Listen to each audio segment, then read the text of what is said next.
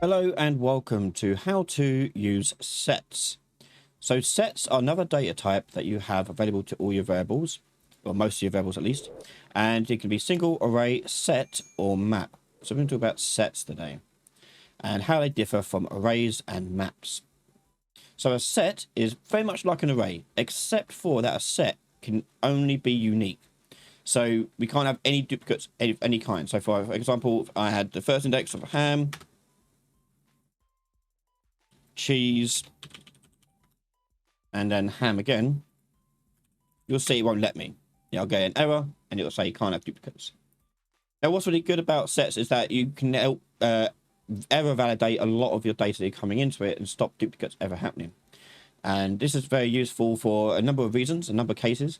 So for example, if you're making, say, like a menu system, and you want to make sure that the player or user can only access like a unique set of things they want to add to it, you can have the options down here. Now with sets, we can't just get values from them. You can't just do get, you can't read or anything like that. But what you can do with them is build into the set and then convert them over to an array. So I can put into array, and that will now output it to an array instead, which now can be used for getting and setting values. Okay, get a copy of reference and so on. Another thing you can do with sets that are pretty useful is you can manage the data that's inside of them and combine data together. So let's say we want to combine two arrays together. That doesn't really make sense if you've got duplicates possibly being combined together. It makes it a bit harder to do.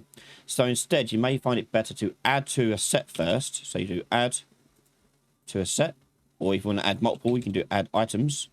You add like an array of items to it. Note that any duplicates that go into here will be eliminated. So you can convert it to a set first, and then once you've got all the items in there, you can then do to an array to easily weed out any duplicates. Yeah, and that'll give you a cleaner array. Other things you could do as well is when you're adding items to it, you can also combine sets together by doing difference and intersection and union. So we've got like 3 different ways you can combine them together. So difference, you can put in 2 sets and it'll output all the ones that don't exist in each other. So only the different elements in there. So if I've got set A containing ham and cheese and set B containing ham, cheese, and tomato, the output here would be tomato. It would just get rid of the other 2. Intersection is the opposite. So intersection will return what is similar. So in that example I just gave, it would return ham and cheese, not tomato. And then union will combine them 2 together. Note, any duplicates will be eliminated. So if I insert ham and cheese in one, ham, cheese, and tomato in the other, the output here would be ham, cheese, and tomato, which then I can then pass onto an array and manage it as at will.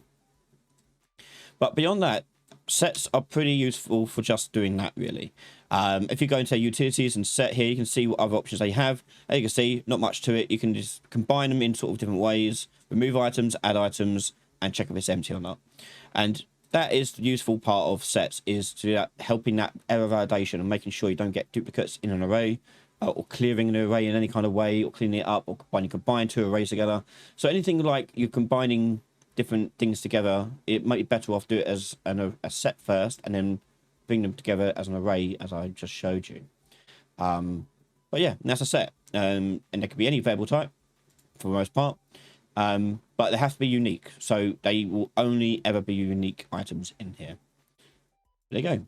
If you like this how-to and you want to know more about the concepts of Unreal Engine and games programming in general, please let us know in the comments below. Thanks for watching. Make sure you support the channel over on patreon.com/RyanLady and get access to all my videos early. Thanks for watching. Make sure you're subscribed, and I'll see you next time. Bye, everyone.